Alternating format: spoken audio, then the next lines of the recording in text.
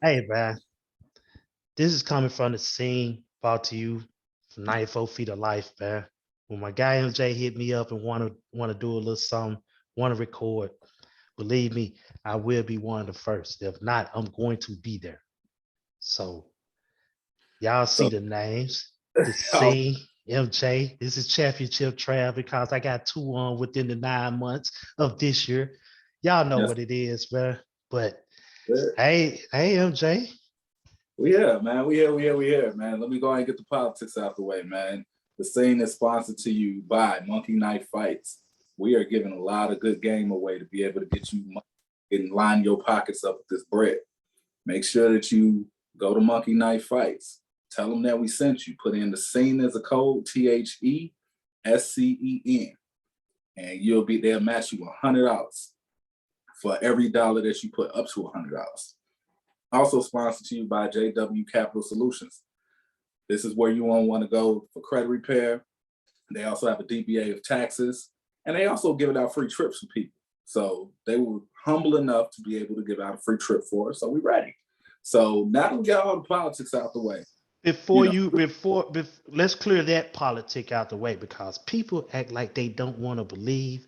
Inform them what just happened. Inform them how this is going to go down and everything. look, we just gave away a free trip to Vegas. And when we say free trip, obviously you got to get there. You got to catch a flight. You got to get there. Taxes, you and Uncle Sam, that's up to y'all.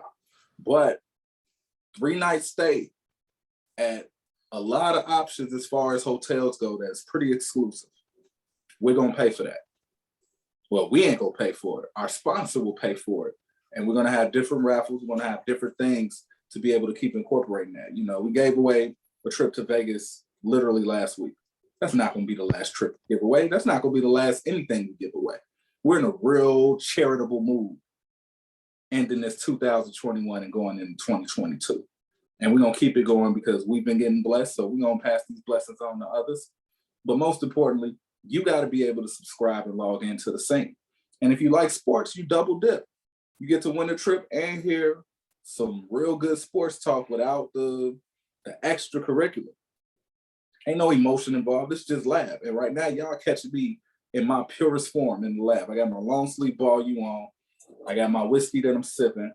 And I'm in this lab and I already talked to my guys off the record.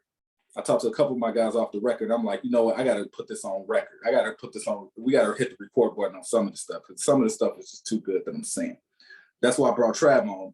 So let's go ahead and get into it. So everybody talking about the change of the basketball. You know what I mean? They ain't calling free throw. You know, they ain't calling fouls no more. And the scoring has been down individually. Yes, those are some contributions to it. But why do they always miss the biggest point? Why do they always do that, Trav? It's like they lob it up for us. Why do Um, they miss the biggest thing? it's the expanding of the mind at this point, man. People don't want to expand their Hmm. minds, man. People don't want to understand like some of the shenanigans that you've been getting away. It's only so long you can get away with other stuff that's not even in the game. When you try to cheat the system is going to correct itself. It's kind of like an iPhone iOS update. You get the little glitches they be going along, and once you get their update, it kind of cleans it up just a little bit. Like these 3 points with the kicking and stuff. Nobody ain't get it. Ain't too many. Last year probably was the most 4 point plays in league history. Yeah. Got to stop that. Got to stop that, man. Play ball, man. You can't just force a foul. You can't just dribble the ball and stop in front of somebody. You initiating that foul. So when you get called for offensive foul, that's on you. That's the offensive player doing it. You got to So, keep it. You got to keep it even. but with that being said, like I said, it contributes to it. But here's the point that y'all are really missing. If unless you've been under a rock the last 2 years, you can't go nowhere without a mask, right? They put needles in your arm or whatever, shooting you up with vaccines, right? In case you didn't know, we just in the last 2 years went through a pandemic. How did that affect basketball? They had to stop the league, then pick it back up, go into a bubble in which the league went all the way instead of ending in June, the league ended in like August or September. Then they picked it back up in December, and the league ended it around, I don't know, July. Then they had the Olympics. Then they decided we're going to just start the league off at the regular scheduled time no matter what. Think about how long that stretch is of basketball that these dudes has played. In addition to adding these rules. And you're wondering why guys are broke? You wondering why Damian Lillard is struggling? The man just played 2 years through a pandemic and won a gold medal. It's going to take him a while for that jumper to fall. And I looked at that in Devin Booker as well. And the whole reason, if you really look at the shots, because everybody like, yeah, this is happening. Look at how they're missing. All of the shots are short. Why are they short? They're tired. No legs. Tired. They're tired. Their body is used to getting at least a 3-month rest. That is not there right now. That rest is gone. Ain't no rest. Because we got to get back on the regular schedule program. Mm-hmm. And to counter that, look at the teams that's coming out swinging. Those are teams that went home early. Teams that made deep runs, they kind of playing 500 ball. Or teams with veteran players, older players, they're kind of just, playing a little bit above 500 at best. Golden State's coming out swinging. Yes, they are a deep team. Yes, they are a very good team, but y'all forget. They went home after. They're well rested. They went home after the play-in. And they still got 4 more killers that y'all ain't even seen yet. Y'all ain't seen Clay yet. Y'all ain't seen Wiseman. And the 2 rookies can't get on the court yet because they going through their development stages. That's 4 more that you ain't even seen yet. Mm-hmm. But they're rested. Y'all got to understand this is a human game. And you got to expect human stuff to happen. Right. So that's the main piece that everybody is missing. Everybody's real quick to like, well, the Wilson ball, well, this, all that. And this is how I knew they was tired, because when you tired, you start blaming stuff that don't matter. Man, it's hot in the gym. We been there. When you ran them sprints, you tired now. Everything just irritates you. Everything. But why you always wear them shorts? Like everything irritates you. Yeah. It's like get away, dude. You smell. Like everything irritates you. Now the ball irritates you. It ain't because of the ball, it's because they tired. They just tired. They tired. Nothing more, nothing less. Now, with all that being said, there are some guys that, did their thug thizzle or doing their thug thizzle early. And then there are some that are struggling. I call this, a tale of 2 superstars. Because I think these 2 superstars that I'm going to pull up literally are going opposite directions starting off this season. But I think they got the same problem. And the 2 guys I'm talking about is Paul George and James Harden. So, I know this intrigued Trav. So, what are your thoughts before I go in and cook? What are some of your thoughts as to those guys? When you hear those guys' names, what are some of the pros and cons that first come to your mind? I mean, the pros for James Harden is getting to the free throw line. Okay. He has a knack of getting to the free throw line. He can make shots. He can make shots. Very underrated defensively. Yeah. Very underrated defensively. Yes, he have let a lot of things fly, but when they come down to getting your hands in and reaching in the cookie jar and all that stuff, he can do that. PG-13, man. I mean, again, perennial defensive player. He can score. He can score with the best effortlessly when he puts everything into it. He likes to bail people out, but when he gets to that rack, he can score. He can defend at an elite level. That's what I think about. That's what I think about Paul George. Awesome. Great assessment. Nothing you said was wrong. This is where I dig deeper. This is where, I look into more along the lines of the psychology of the game. Because every time we see a guy that clearly has all of the tools, we always ask that question. It's almost like when you see, a brother that's getting money out here, well-groomed, and his finger naked, you ask, well, what's going on? Why ain't you got a ring? It's the same thing. Anytime we see a really talented hooper that got all of the pieces and they don't got a ring, we always ask why. Or we always just assume because it's this, because it's that. Mm-hmm. I don't like to assume anything. But since all of y'all got opinions, I might as well jump to a conclusion and start making some educated opinions about it myself. So here is my educated opinion about Paul George and James Harden.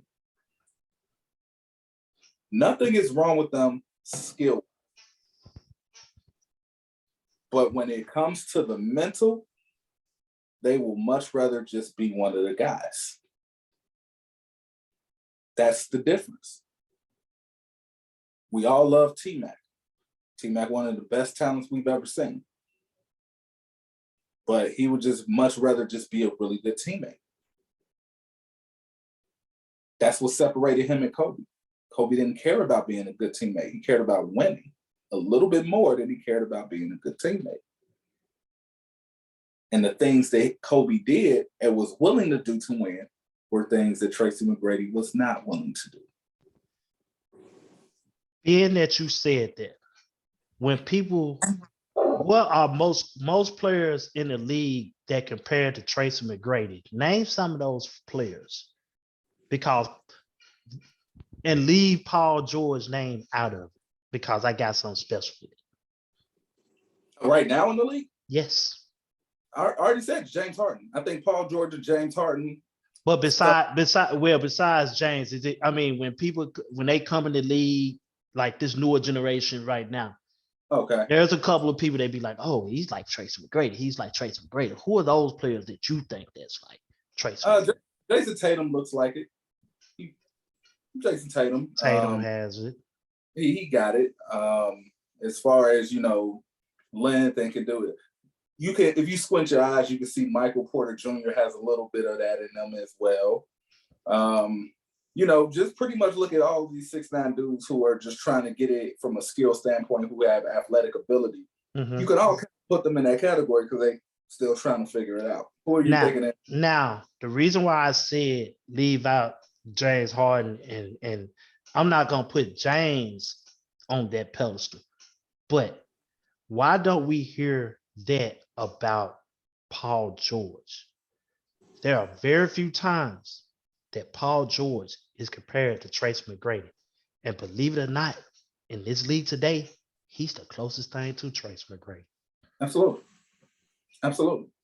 In every aspect of the game. Every aspect of the game. He can score on an elite level. He can defend on an elite level. He just played back. Scoring sometime to him is effortless. He makes it look easy. Mm-hmm. But at times he looked disinterested in the game. Just like who? Tracy McGrady.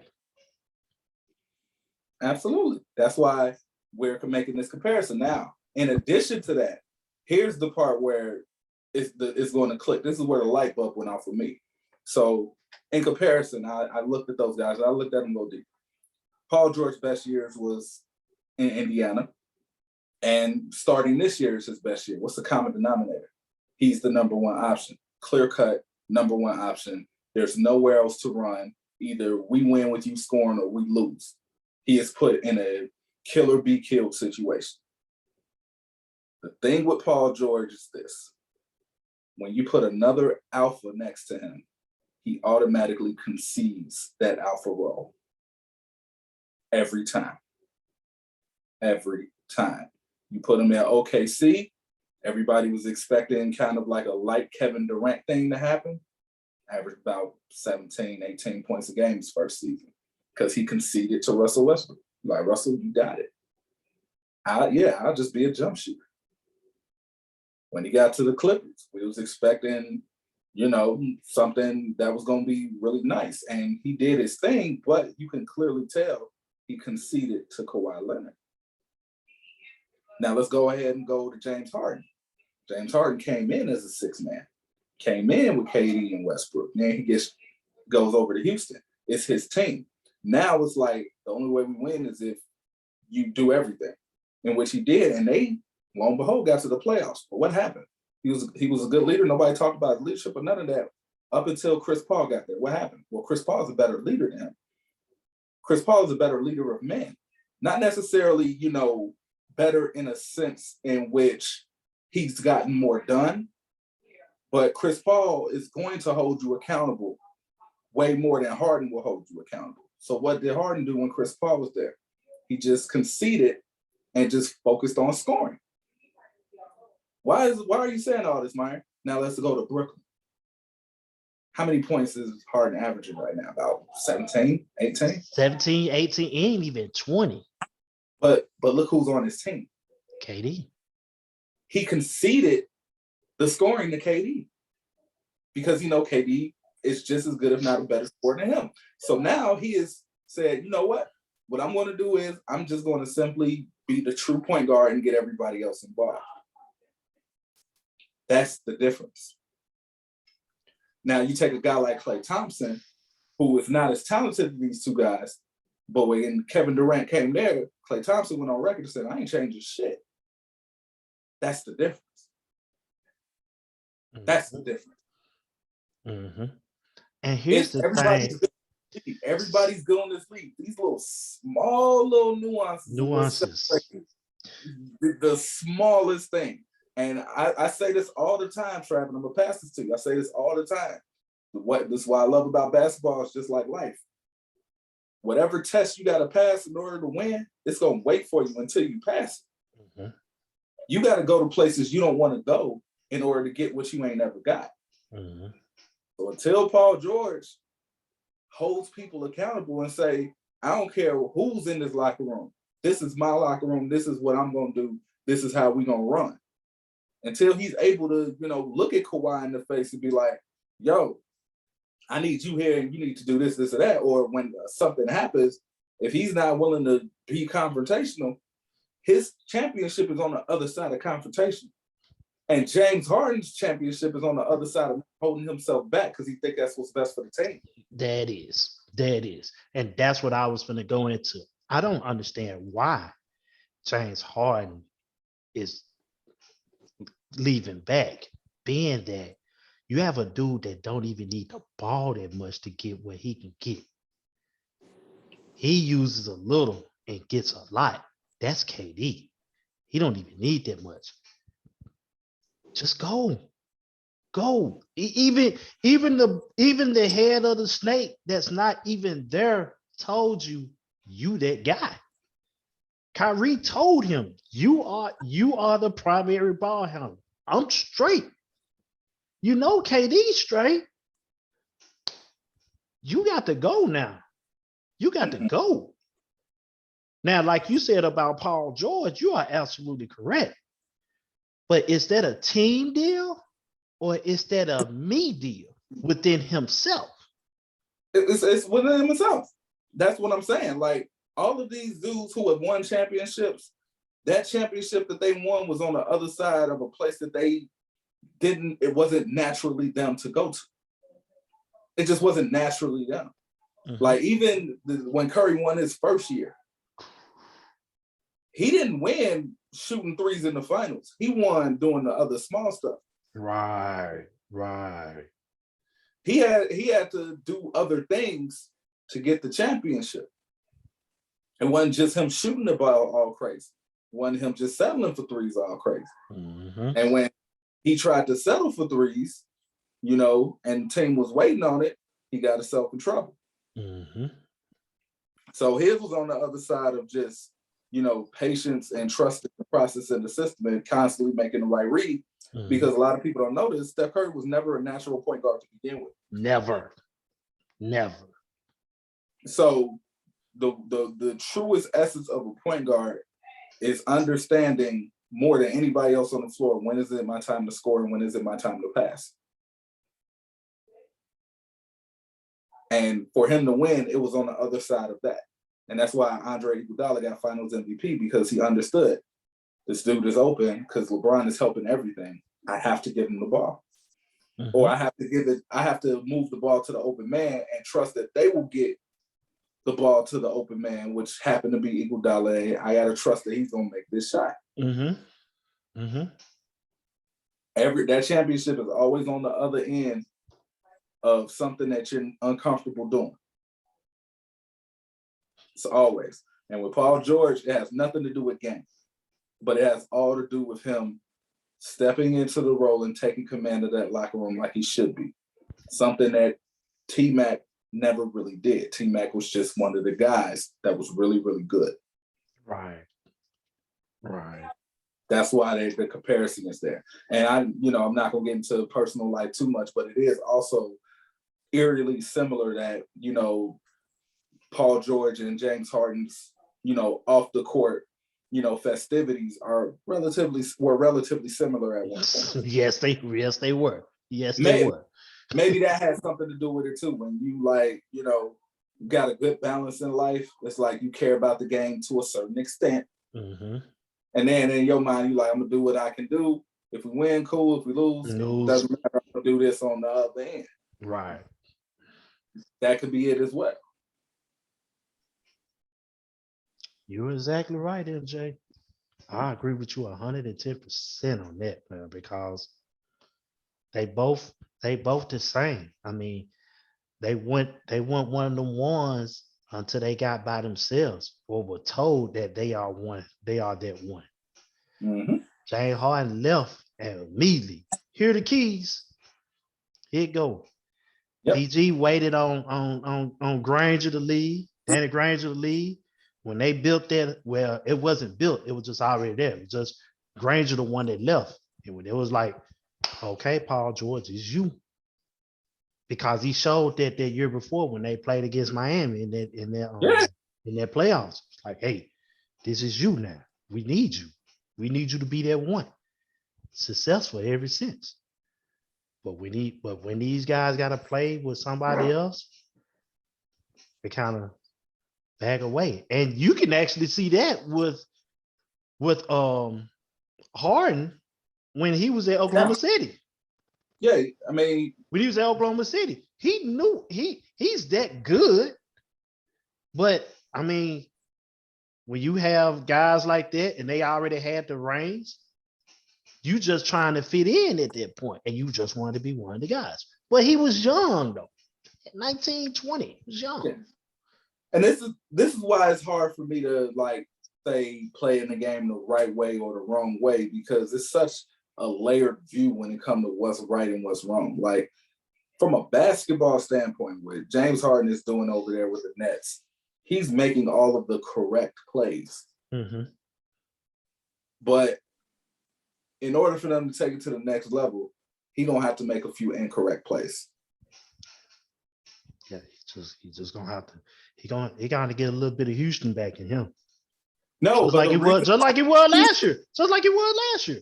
Mm-hmm. Mm-hmm. And it could be, he still don't trust his leg. I get all of that. But even when he doesn't trust his leg, he has the stuff to where he doesn't have to rely on athletic ability. So that's why it's like. But James never was that type of dude, though. Yeah, I never looked at him that way. I always figured that he had an old folks game. He just dampened a little bit of swagger as far as a dribble crossover within his series and with the side step, the side and back step. Yeah, absolutely. And once again, it's like I get it. Claxton needs to be a factor, but you're overpassing the Claxton. Patty Mills need to get shots up. I get it, but you're overpassing the Patty Mills. Like anytime you get into that paint and there's nobody in front of you, or there's only one person in front of you, and you have this floater that you miss probably 1 out of every 12 times you shoot it,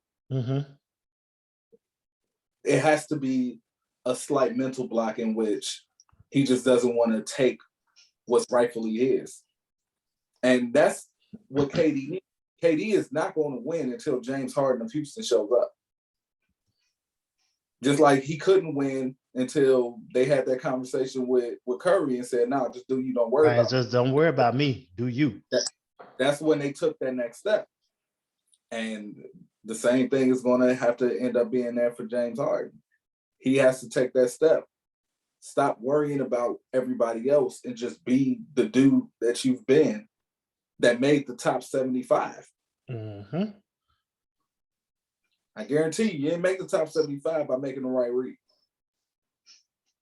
You made that top 75 by being in your bag the whole game. Right. And you letting defenses chill. By not being aggressive. Relax on you now? Great. Yeah. He's not being aggressive. This ain't the same. This ain't the same James Harden, man. But when has he ever played, with another alpha in which he didn't dilute some form of his game? He never have. I mean, when, like you said, when other alphas come, he kind of just kind of fit in, be like, okay, now that I got help, and maybe that's just what it is. Like, now that I got help, all I gotta do is just worry about doing my job, and I can, go do what I do outside of this, and that's just what it ended up being for him. Mm-hmm. And when you don't got help, he's just like, okay, well, looks like I'm just going to, go crazy, and whatever happened. Like, they all have that same, I'm going to just leave it to fate type deal. And it's like, I get that, but you guys have more talent than the average person to where you can take your fate if you want to. Mm-hmm. You have way more control over your fate than you think. Just be more aggressive. Like, we've literally witnessed what we witnessed the Greek Freak do. He really has taken away every excuse of any superstar. Mm-hmm. He's taken every excuse of any superstar away. Y'all can yell that injury BS all you want. You only can play who in front of you. And what he ended up turning into, what he ended up being, what he ended up doing, the fact that he had his hands on every possible possession, forget the points. He had his hands on every possession. You felt his presence every possession. Guys like James Harden and Paul George can do the same things if they lock in. They had that capability. I mean, we seeing it right now with Paul George because nobody's there, and we've seen it with James Harden when he was by himself. Right. So, just something to think about, man. So, I mean, I guess that's the reason why, people don't like those two guys, because they leave money on the table, per se. Mm-hmm. Kind of the reason why people didn't like LeBron for a while, because they finally felt the same way about him. It's like because we expect the best players to be dogs, to be killers, right? Mm-hmm. We expect them to have a John Wick style of personality, and every dude ain't built like that. Mm-hmm. Every dude ain't gonna be Chris and Snoop. Some guys are going to be Michael. Mm-hmm. Some guys are going to be Stringer.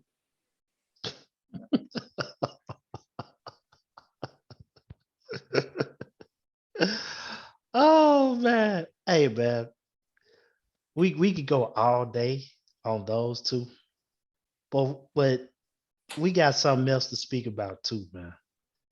It's on you, man. I'm done. That's on you. This is on you. This is all you, man. No, well, what else we got to talk about? I mean, I thought you had some. I thought you had something else. No. I thought we. I kind of thought that we was going. Yes, and I thought we was going to talk about. You made the short. On the post play. It's too many people thriving about. It's simple. All you gotta do is put it in the post.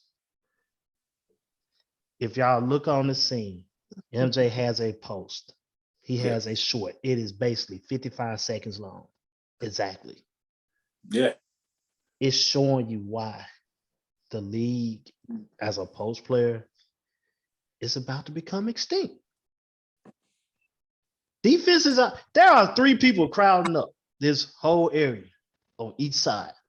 Every time. Some people think most of your bigs can easily raise their hands up, walk down there on the post, and get there. It's not that simple.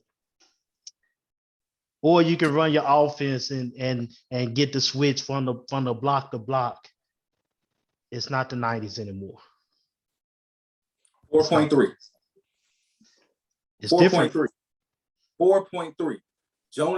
Jonas Valanciunas, 4.3 shot attempts in the post. That is the most attempts per game in the season as we speak.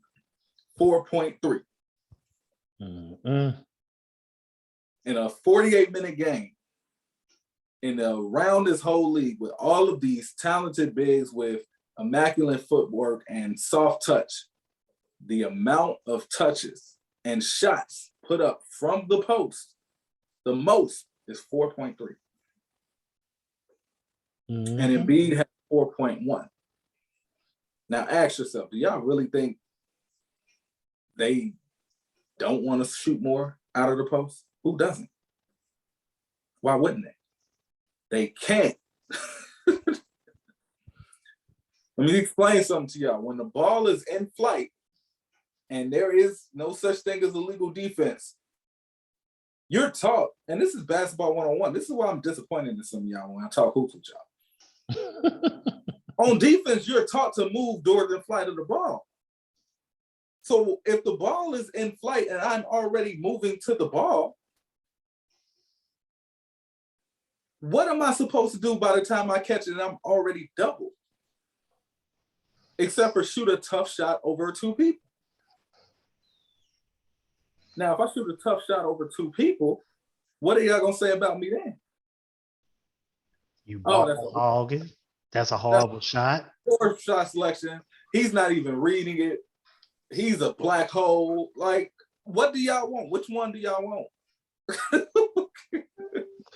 So what we on? What we on? Lack of post game. We stand on there for a little bit right now. But people don't understand. I mean, we put it in 55 seconds. I'm just letting y'all work. No, Ham, you've been on the comment section. This needs to be on wax. The stuff that you saying on the comment section, please explain to them because you was preaching gospel. Okay. It's 20 years now since the NBA has gone to where you can play zone defense. Now, it's not so much as about playing zone. It's zone principles being used in man-to-man schemes, which is allowing a lot of the defense the defense can shrink a lot of the real estate that's on the floor, which once upon a time that you couldn't be able to do. I give you an example. The rule pretty much was kind of targeted toward Shaq. AI and Shaq were part of why the rule was, pretty much, okay, we're going to do this. We got to give them a different challenge for whatever other reason that you want to put it down as far as why. But when you get to the point of look at Shaq's just overall production. Okay, their third championship was the year that they put the rule in. Yep. From there, of course, physically he wasn't as, but over time, his statistical production went down. He was still getting the notoriety. He was kind of like getting it like how Kareem was getting it. Yeah. You know what I'm saying? In like 85, 86, 87, he was kind of getting it like that. But he was getting the respect, you know what I'm saying? And the notoriety, he was still an all-star and all of that. Folks was giving him MVP votes, but like, wait, best player on the team. What the hell are you talking about? But you know what I'm saying? But he was living off of who he was. And then by the time you got to Cleveland and Boston, it was a complete shell. But he had the skill set, but he just couldn't physically do it no more. But that was kind of like the swing of the evolution as to how that rule really did affect. We're talking about the dominance of being able to do it from the paint. You know what I'm saying? But now, because you can clog the paint, you can take away their real estate. You know what I'm saying? And force guys to do other stuff. Okay, now they got to bring you up, face you up, go on the island. This was what brings in the transition from that next level or next style of big men that's coming in. It's not the center position evolved. And now you got today's players who grew up watching that NBA.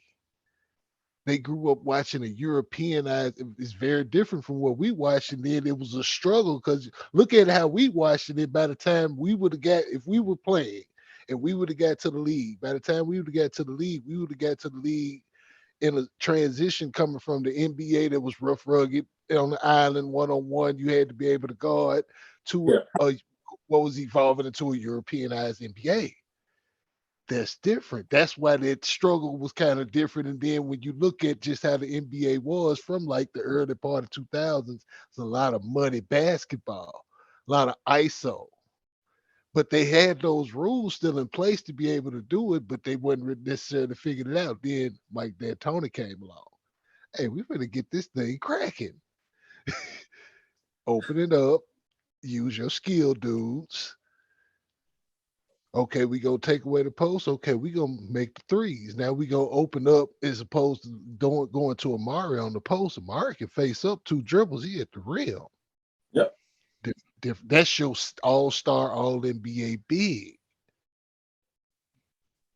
That's the trend of how that became, and it just continued to evolve. Now look at what you get. All them dudes can play in the post. Jokers can play in the post. AD can play in the post. Giannis can play in the post. You know what I'm saying? But who can check them facing up? And then once again, like I said, on the post, imagine having to guard Carmelo Anthony, a 3-level scorer, on an island with no help. Fresh meat.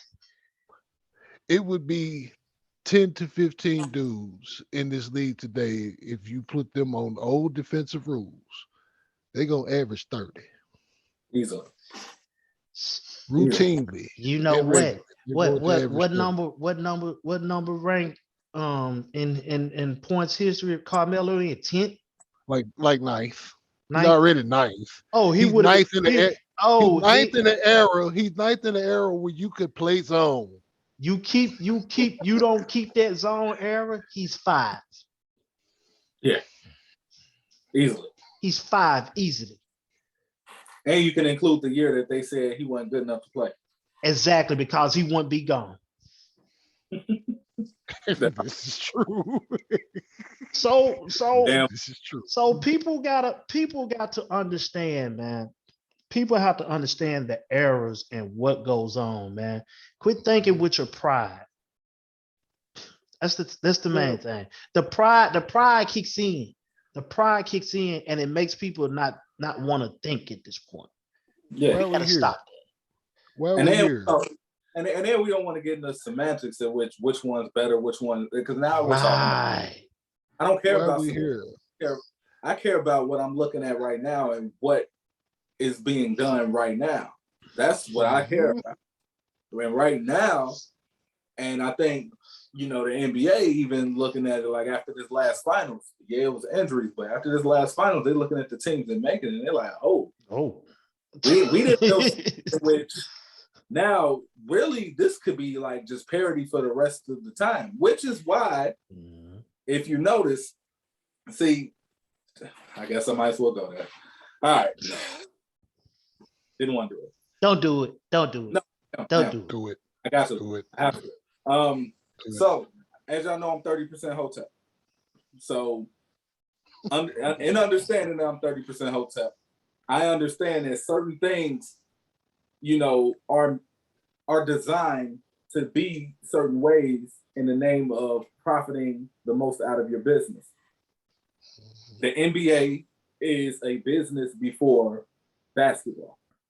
Let's first understand that before I say this, because I'm not yelling conspiracy or anything like that. More now than ever. It is a business. Right. It is a business.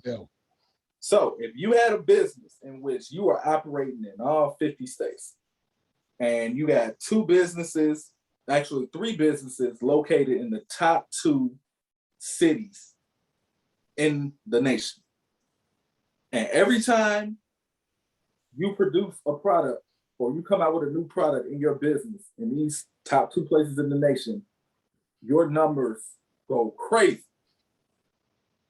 Like, you sell millions on top of millions on top of millions in a day.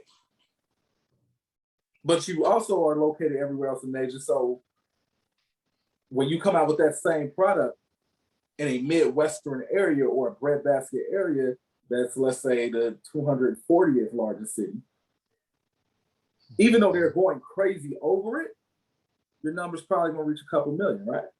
Just because of the strength in numbers. So, as much as I love Phoenix and Milwaukee's story, from a business standpoint, I need to do what I need to do to try to make the rules in such a way benefit getting these large cities back in there. It just is what it is. They better do something. They better do something. They better do something. Find a way New York get a little bit further. They better do something. Find a way LA get a little bit further. Better find some way to get Miami a little bit further. You better do something. Chicago. And that's what it is. And that's what MJ is talking about right now. And look, but even to go even deeper, look at the people that are in LA and in Miami and Chicago. Look at the people who are leading those franchises right now. The president, they're old school guys. So everybody's talking about what the game is going a little bit more old school. Well, the people that are in the biggest cities, they got old school guys. Mm-hmm. And I'll admit, like, you know, all the NBA is trying to do in real life is just find balance and maximize profit at the same time. Right. And it was out of balance because now that everybody's able to shoot threes, that evens the playing field out. And if you have your big blockbuster team trying to act like a small market team or play like a small market team, they're going to lose that battle every time. So, like I said, it's my 30% hotel. It's not a surprise to me that the game is now focusing more on, you know, top-heavy teams, veteran-based teams, because all of these are benefiting the veteran-based teams and the top-heavy teams. Because now if all of these calls are no calls, that's extra possessions for the more talented or the more smarter team. And if they get more possessions than they usually get, as opposed to you just running them the hell out the gym. Like, because that's what Phoenix just ran them out the gym. They just ran them out. Like, you know what? We're going to cut that right there. Okay. But I'm going to give y'all a title. I'm going to give us a title for one. We're going to do this show one day. We're going to do this show one day. There's this guy in the league. He's been in the league for 19 years. He's at Los Angeles, number 6. Yeah. We don't too much talk about him like that. We do our best to not talk about him like that. But just for you people that likes to center your conversations about him, y'all talking about MJ with the hotel. We got the inventor of hotel right down below me. But we're gonna make a show for you all. And we're gonna and we hate playing hypotheticals and stuff like that. But I'm gonna give y'all a show. What if? What if number 6 is out your league? How everything gonna revolve and evolve from there? We're gonna find out in 12 years. We're gonna find out. We're gonna find out in a couple years, but we're gonna put that show into play. So we ain't gonna stay here long. This my guy MJ. This my guy J Ham, man. This your boy Championship Trav again. Right. We coming from the scene. This is 94 Feet of Life, man. We gonna holler at y'all later, baby.